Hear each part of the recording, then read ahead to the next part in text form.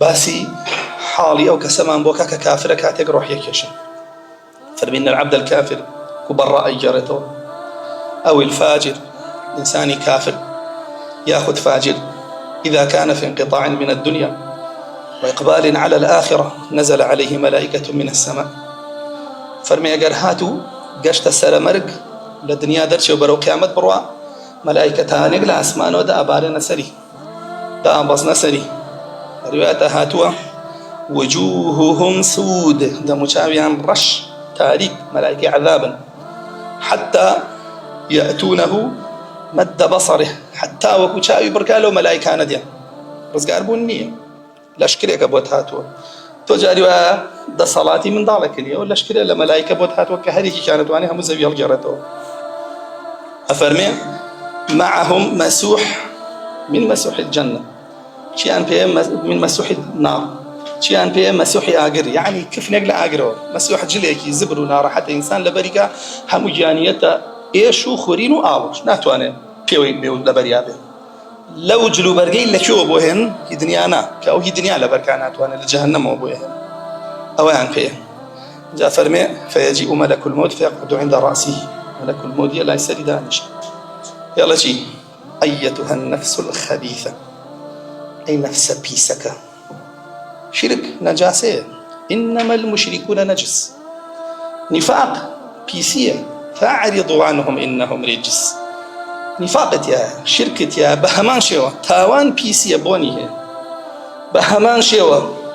كفر بدعت همي خرابة همي ضلالة همي بيسية همي عشريني وهمي خزوني أوانت بيوا بيوابا عنك لي أي نفس بيسة كفراويك شركاويك نفس النفاقيك بدعيك فاسقيك ورا دروا اخرجي من الجسد الذي كنت تعمرينه لو جستيك تو آودانك ردوه بشي بفسق وفجور وكفر وشرك ونفاق وبدع وقمراي ورا دروا لي بوشوية إلى رب غضبان بو الله جل جلاله كالتوري وإلى عذابه وعقابه بو السزاو إيشي أو وردروا أبو شيء واللي يدنوا روحي درك دروا فرمي دريه هنا شون فرمي كما يخرج السفود من الصف المبلول سفود بريتيا للشيشك بابلين اشتي بيه ويا ريقره وكو قلاب ويا اگر بيكي بناو خوريكا تربيه ليوي بيچين دوائي رايكي شي بطني چون درجه لو خوريه زور بنا راحتي درجه چونکە شتێکی پێوەیە گیر بووە لە هەموو تاڵەکانی ئەو خوریە فەرمێ ئاوا ڕۆحەکەی دەرەکێشن کە دەریەکێشن عەسەب و دەماری جسمی لەگەڵایە باسیشمان کرد هی ئینسانی چاک چۆن نەکێشن وەکو دڵۆپێک ئاو لە سوراحیەکە ما بێتەوە لارت کردەوە خێرا بێتە دەرەوە ئەو ئاوا بە ئاسانی کێشنەی جواب بە ناڕەحەتی ئاوا لێی ئەدرێ هەتا ڕۆحی دەرەهێنێت جاری وا هەیە ئەمە 10 ساڵی پێنجێ تۆ پێی نازانی چاوی نوقاوی سراحەت والله لغيب بيان هلا غيب بياني داري كان جاري 10 ساڵی پێچە جاری وایە لەحظەیەکە جاری وایە ڕۆژێکە جاری وایە 2 ڕۆژە جاری وایە 20 ساڵە هەبووە 20 ساڵ ئاماتۆ جایتر بۆیە حسابێ بۆ خۆ بکە تا زۆرتر بێتۆ پیستر بووی بۆیە حتا زۆرتر بێ پیستر بووی بۆیە ئینسانی ئیماندار ڕۆحی زوو دەرەچێت ئەوەندە نامێنێت ڕۆحی زوو دەرەچێت لە بەرەوەی پاکە چاکە الله جل جلاله أحب لقاءه ئەیگەڕێتەوە بۆ لای خۆی بس وكره الله لقاءه بمنته فأنا فرمون كان بمنته حل رحت عشانه هل عذابه هل سزاء أبو شيء وبدصا وجاري وهي أو روح يدرك الآخرة كدرجة بوهمنا راحة وعذاب سزاء أو الدمار وعصبي لقباه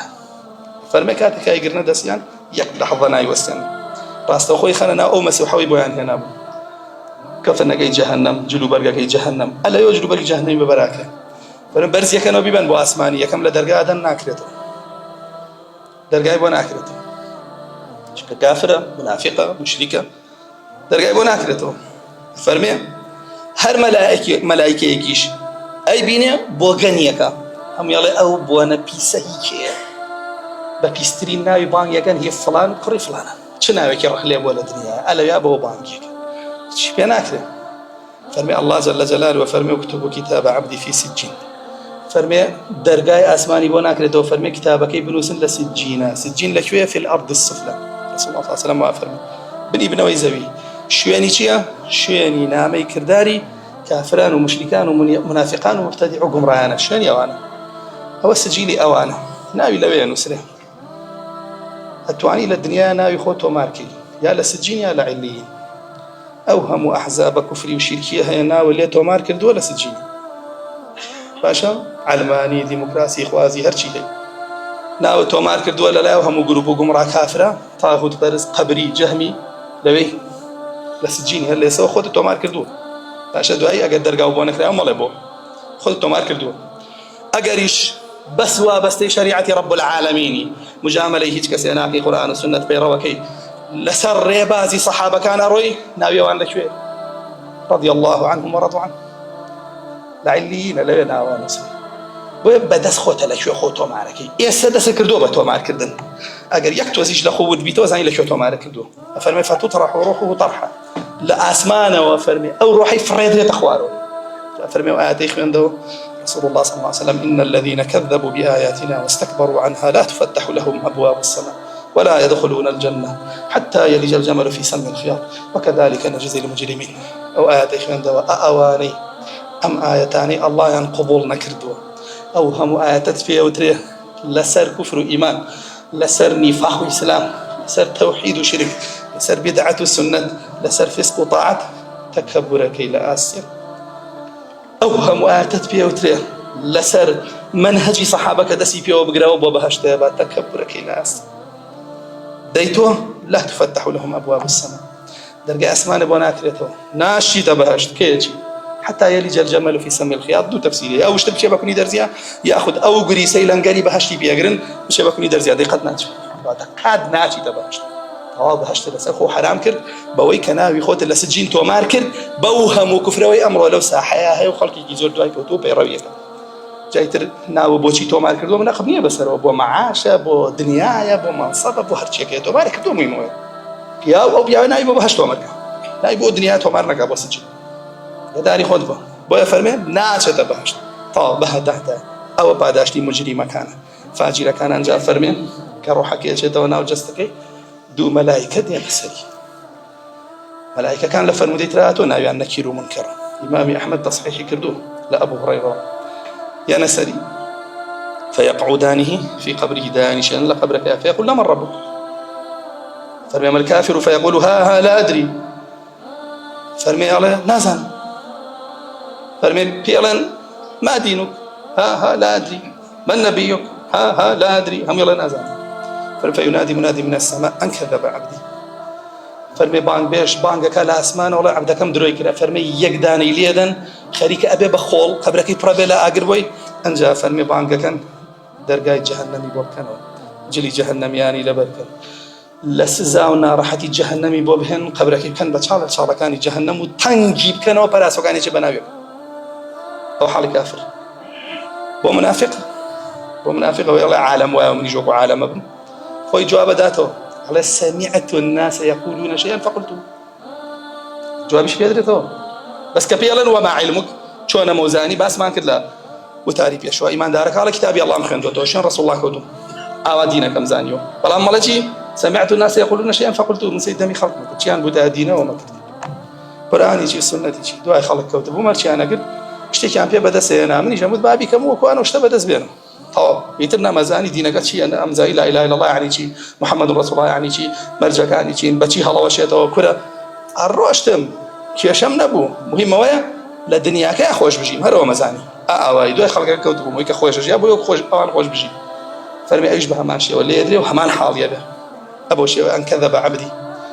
باش أنا فرمي جورك يدي تويك براس وقاني شيء بناويك أنجا جاء بيته كي بولاي پیاوێکی ناشرین جلوبەرگێکی ناشرین ڕەنگڕوویەکی ناشرین بۆنێکی قێزەون و بۆکە لێ بۆ لای لە دوورەوەی بینێ بەخواتەوە دەموچاوە خێریتیانە چیتەوێ لە من بۆ هاتووی لە مۆزعای هاتووی بۆ لام چیتەوێ لە خۆم لەم ناڕەحەتیان باشە فەرمێ پێڵێم مژدە و لێ بێ بەوەی کە پێو ناخۆشە ئەبشر بما يسوءك إني عملك الفاسد من کردارە قێزەونەکانتم کوفرەکانتم شیرکەکانتم فیسقەکانتم بیدعەکانتم تاوانەکانتم زەم و بوختان و گوێن و درۆ و كومنت ناشرين كانتم من زنا كتم ربا كتم كاوخوار